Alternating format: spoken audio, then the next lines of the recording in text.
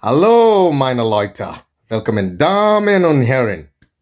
Ich hoffe, du hattest einen schönen Tag. So by now, I know you all are German speakers, so there's no need to explain to you what the greetings are. So, los geht's. Wenn der Blinde den Blinden führt, kommen beide nicht weiter. When the blind leads the blind, their boat get nowhere. And if there has ever been a more blind political leadership of a party like the Democrat Party, then boy, oh boy, they must be really blind. So Biden and Kamala administration had to know. They just had to know. And of course, that includes Chuck Schumer and Nancy Pelosi and all these people in the upper echelon of the Democrat Party had to know that the DEI, that the woke ideology was pure nonsense and was totally unsustainable as a political strategy. They had to know that this was not going to go anywhere. That in the short term, what they were doing is scoring cheap political points, but in the long term, it would have backfired. There is no way that this was sustainable. There is no way that the American people who work so hard to maintain their lives would have actually agreed with the Democrat Party bringing down this country. There's absolutely no way. They had to know that this was going to happen. They had to see the writing on the wall. And if they didn't see, then they were all a bunch of politically ignorant people. So now I see that the mainstream media, like a drowning man trying to hold on to a straw to keep him afloat, I see that these sensationalists are trying to discredit Trump, are trying to make him look bad for the things that you're doing. It's like, oh, you're such a bad guy. And they're calling him some names that I dare not repeat. I mean, I think it's disgusting what they're doing. And when people are calling you such derogatory names, you know you are doing something right. So let's take the immigration issue. Now, the Biden administration, again, had to know that this was going to get them on the wrong side of the American people. Unless they were, and I believe actually, I think they were, politically inept and politically unstrategic. But again, they were thinking in the short term. They were thinking that, hey, we're going to score some cheap political points. Yeah, let's do this. Let's open up the borders. Let's do this. But if they had a little bit of foresight, just a little bit, they would have realized that in the long term, this thing is going to anger the American people. I mean, naturally, just picture it. Just picture it. And even immigrants who have been here for 30, 40 years, they too would have been angered. They had to know this. And why do you think that children of immigrants, a couple generations after, or even a generation or two after, voted for Trump? Why do you think they did? Do you think that they want their neighborhoods where they invested in their neighborhoods, didn't depend on no DEI or anything to do it, and built wealth? Do you think all of a sudden they want their communities along the border and communities all over the country to be overrun? And then they have to struggle to take resources to take care of others? I mean, do you think that was fear? Do you think they would have actually gone for that? Listen, people, you know and I know, there is the old adage, okay? It is not what you do, but it is how you do it. Okay? Keep that in mind. It's not what you do, but it's how you do it. For crying out loud, these people have built businesses. They've built neighborhoods. Okay? They've built communities. They invested their sweat and blood. And you think they'll be happy that other people just come and get a free ride? No way. It's just common sense. But you see, again, short-sighted thinking. That was part of the strategy of the Democrat Party and Biden and Kamala's administration. Let's flood these neighborhoods, bring down property values, destroy these neighborhoods. So guess what? The same financiers within the Democrat Party can come in now, scoop these properties up, and make millions off it. I believe that was indeed part of their strategy. And this is not nothing new. So don't say, oh, what is this guy talking about? I'm not crazy. We've seen this happen before. We've seen this in New York City. Okay? We've seen thriving middle-class neighborhoods totally devastated, property values gone down. And guess what?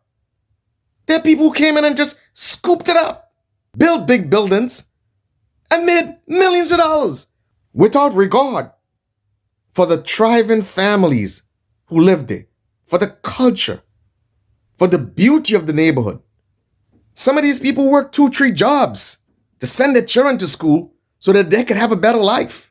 So think of all these immigrants who've been here for 40 years, 60 years, 2-3 generations, who came here without DEI, built generational wealth, built homes, built communities. You think that they would have been happy that you just opened the border, let people in recklessly, without regard, to come in their communities, to lower their property values, and to destroy their communities? Are you kidding? Are you kidding? And again, most people don't have a problem with immigration. The problem is unregulated influx. I've said this before. I've given that example. If you have a cousin that came, into some hard times, and he says, look, come over to my house, spend 6 months until you catch yourself, until you get yourself financially back together. That's okay. That may work.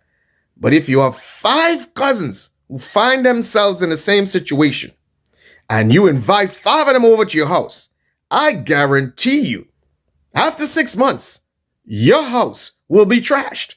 It's just unsustainable. It's too many people in one place at the same time. And the rate of flow is just destructive.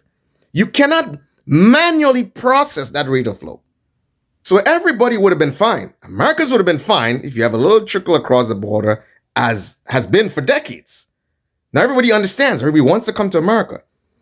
But if you openly, recklessly do it in an unrestrained, with total disregard, what do you think is going to happen? Let's be reasonable. What do you think was going to happen? Now, all of a sudden, you're going to see them call President Trump all sort of derogatory names, try to tarnish his image. But of course, he don't care about that. He understands and he sees himself as having a mandate from the American people, and this is what they want. So he's going to continue doing what he's doing, irregardless. And the thing about it is just spotlight. They're putting a spotlight on his removals. But guess what? The very Biden administration that allowed millions of people in, guess what happened? During Biden's administration, 3 million people were deported. But nobody, the media didn't put a spotlight on it. Nobody showed ICE arresting these 3 million people under Biden administration and deported them. What do you think? You think it was nice when ICE was doing it under Biden's administration? You think they went in and they're like, oh, please get out of the house. Let's leave. Get on the plane. We're going to take you back home. No, it wasn't. It's never a good thing to be arrested. It's never a good thing to have to go through that experience. But 3 million people went through that experience during Biden's administration. How come the media wasn't all over it? How come they weren't showing these arrests? Then the level of hypocrisy, that's why you can never trust these people. That's why you could never trust these people, because they do things, not because they care about people, they do these things to score political cheap points. And the American people and the world is haunted. That's why you see Democrats and people on a whole are not even taking on this anymore. Nobody's enthusiastic. Nobody's excited. There's no resistance anymore. People have given up. They don't care because they know they've been lied to. They know they've been taken for granted. And they know they have been used in the past by the Democrat Party. So this time around, that's not going to happen. It's definitely not going to happen. Then ask yourself this question again. We've already heard, I've said it over and over and over, that President Barack Obama was the deporter-in-chief. That was the name given to him, deporter-in-chief. Because why? Because President Barack Obama deported more people, it's on the record, more people than the 3 presidents before him combined. Where was the media when President Obama was deporting all these people? Where was the media putting a spotlight on that? How come there was crickets? How come nobody said nothing? What do you think was a nice thing when it was deporting people during President Obama's time? Do you think it was a pleasant experience for the people that were being deported? Do you see the level of hypocrisy? And it's an insult. It's an insult to the intellect of the American people. It's an insult to the intellect of immigrants. Because they know this is not anything unique that Trump is doing. But the difference is that they're going to put a spotlight on it. They're going to expose it as much as they could.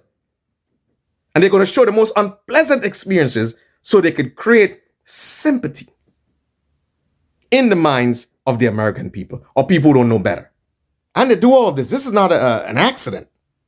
They do all of this so they can play with your psychology, so they can emotionally play with your minds and try to discredit what is happening when they know themselves did it and did worse. But these are the ones that pretend to love you. So all this sensational BS now to try to score again cheap political points is not going to resonate with anyone because people know they're onto the game. They're onto the ruse. They're onto the scam. They know that is BS and you actually don't really care about them. You use these people to score cheap political points. Because if Biden really cared about immigrants, guess what? He pardoned his family, pardoned everybody. Guess what he would have done?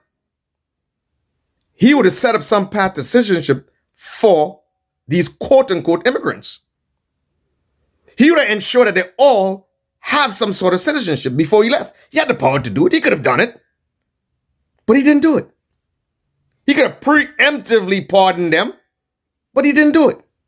If he really cared about immigrants, that is exactly what he would have done.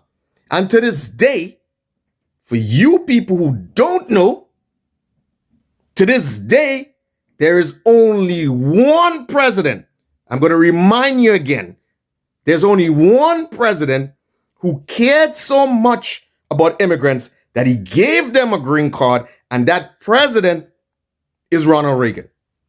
He made a deal with Democrats to stem the tidal flow at the border, and he says, look, the people who are here, I am going to give them a green card. That was Ronald Reagan, a Republican president.